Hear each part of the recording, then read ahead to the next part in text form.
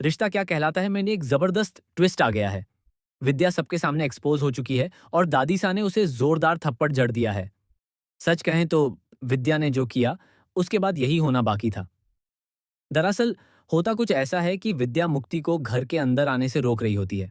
तभी दादीसा को बहुत गुस्सा आता है और वह विद्या को डांटते हुए उसकी बदतमीजी पर सवाल उठाती है। इसके बाद विद्या मुक्ति के खिलाफ उल्टा सीधा बोलने लगती है और कहती है कि अगर यह लड़की इस घर में आई तो सब कुछ फिर से बर्बाद हो जाएगा। वह मायरा की हालत का जिम्मेदार भी मुक्ति को ही ठहराती है। तभी अभीरा साफ शब्दों में कह देती है कि मुक्ति उसकी बेटी है और वह उसी के साथ रहेगी। घर के बाकी लोग भी मुक्ति को अंदर आने के लिए कहते हैं, लेकिन विद्या फिर भी नहीं मानती।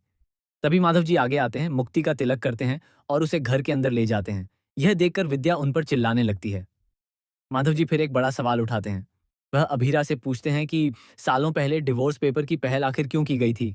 इस पर अभीरा सच्चाई बताती है कि उसने कोई पहल नहीं की थी, बल्कि उसे ये पेपर माँ ने ये कहकर दिए थे कि ये अरमान ने बनवाए हैं। ये सुनकर सभी लोग हैरान रह जाते हैं। इसके बाद माधव एक एक करके विद्या और काजल की सारी सच्चाई सबके सामने ला देते हैं। काजल भी चुप रह जाती है और कुछ नहीं कह पाती।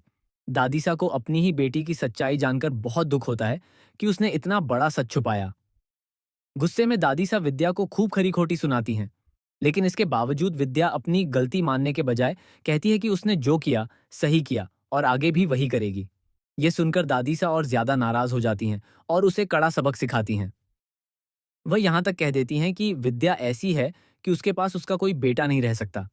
एक बेटा इस दुनिया से जा चुका है और दूसरे को भी वह कभी खुश नहीं रहने देती, क्योंकि वह उसे हमेशा कंट्रोल करना चाहती है। ये सब सुनकर विद्या का गुस्सा सातवें आसमान पर पहुंच जाता है और वह भी जोर जोर से चिल्लाने लगती है। अब कहानी बेहद दिलचस्प मोड़ पर आ चुकी है।